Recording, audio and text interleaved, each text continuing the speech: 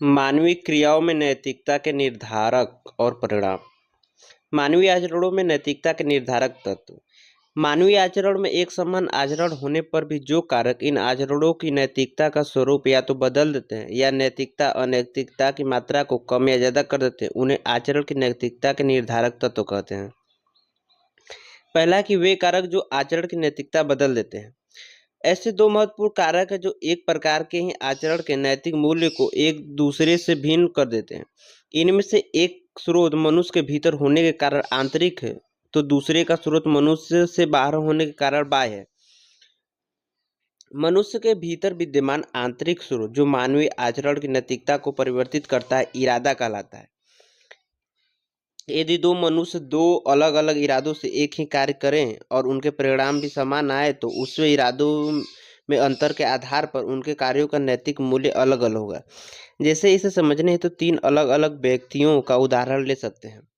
प्रथम व्यक्ति पेटा के सदस्य द्वारा सुबह उठकर पक्षियों को इस इरादे से दाना डालना कि उनका महत्तम कल्याण हो सके। दूसरे व्यक्ति चोर द्वारा चोरी के इरादे से संबंधित क्षेत्र के पक्षियों को दाना डालना। एवं तीसरा व्यक्ति द्वारा नैतिकता अनैतिकता से परे सुबह टहलते हुए बिना किसी इरादे से पक्षियों को दाना डालना। इन तीनों परिस्थितियों में प्रथम व्यक्ति द्वारा किया गया कार्य नैतिक, द्वितीय व्यक्ति द्वारा किया गया कार्य अनैतिक, जबकि तीसरे व्यक्ति द्वारा किया गया कार्य निर्नैतिक है। इसी प्रकार मानवीय आचरण की नैतिकता को प्रभावित करने वाला एक दूसरा बाह्य कारक परिस्थितियां हैं।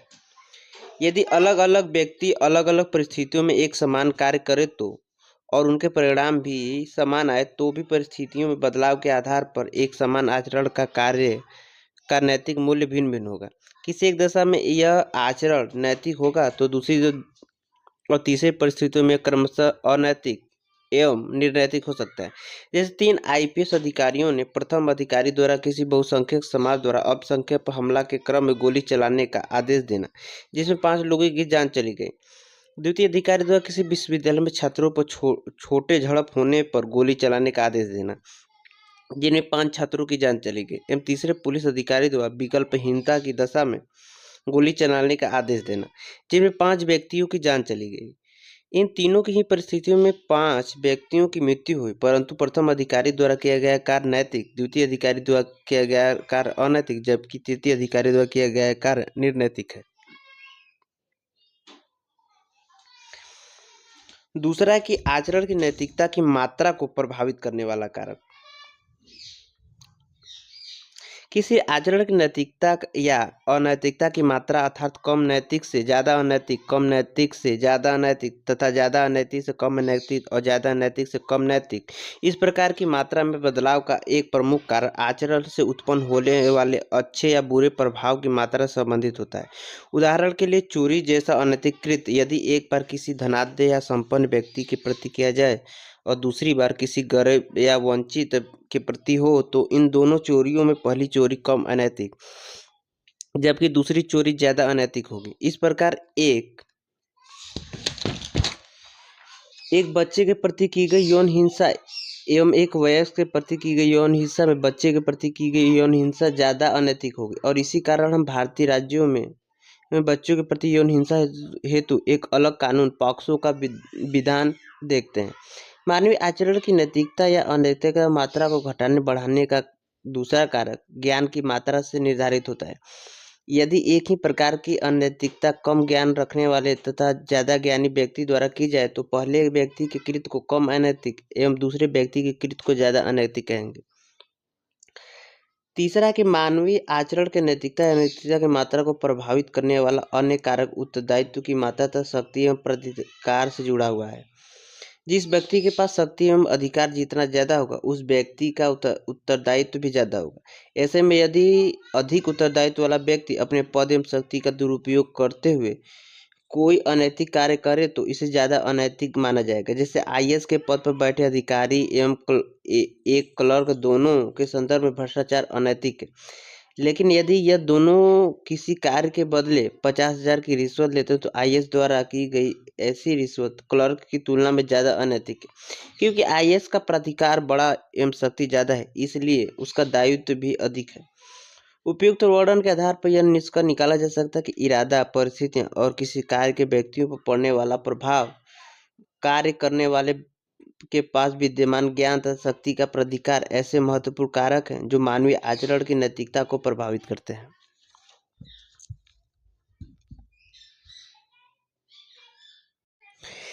नैतिकता के निर्धारक तत्व में नीतिशास्त्री सिद्धांतों को प्रभावित या निर्धारित करने वाला कारक, मानवीय मनोविज्ञान की समझ अर्थात मनोवैज्ञानिक आधार पर तथा आदर्श दुनिया की समझ के आधार पर, ज्ञान मीमांसी आधार पर या ज्ञान की स्रोत की समझ के आधार पर, तत्व मीमांसी आधार पर, मानवीय जीवन का अंतिम लक्ष्य आदर्श मानवीय जीवन के समझ के आधार पर। ये कुछ कारक हैं जो निर्धारित करते हैं। अब इनको एक्सप्लेन करते हैं। मानवीय मनोविज्ञान की समझ या मनोवैज्ञानिक आधार पर, मनोविज्ञान वह यह बताता है कि मनुष्य मनोवैज्ञानिक रूप से कैसा प्राणी है, जबकि नीतिशास्त्र मनुष्य को क्या करना चाहिए के बारे में बताता है। यह मानव समाज को नैतिक सिद्धांतों का निर्माण करने की सीख देता है। इसलिए कहा जाता है कि मनोविज्ञान है का विज्ञान है, जबकि नीतिशास्त्र चाहिए का विज्ञान है। मनोविज्ञान कैसा होना चाहिए? ऐसा कहा जाता है कि समझ के आधार पर नैतिकता आनी चाहिए और समझ बदलने के साथ ही नैतिकता बदल जाएगी। जैसे यदि यह कहा जाए कि मनुष्य वैज्ञानिक रूप से स्वार्थी प्राणी है, तो इस परिप्रेक्ष्य में नैतिक सिद्धांत स्वार्थवाद का होगा। जबकि यदि यह कहा जाए कि मनुष्य मनोवैज्ञानिक रूप से सुख की आकांक्षा करने वाला प्राणी है, तो यहाँ नैतिक सिद्धांत सुखवाद का होगा।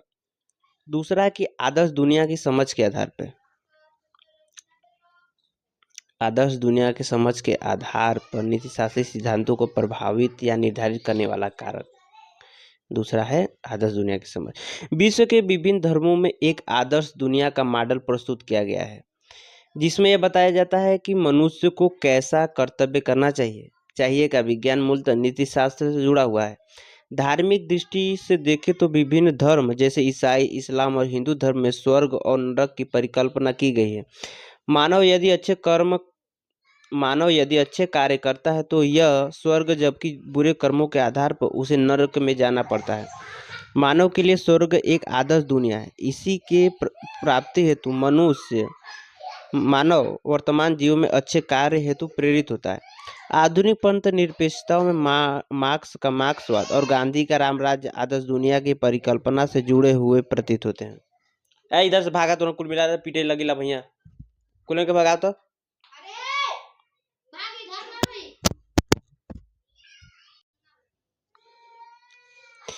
तत्व मीमांसी आधार पर,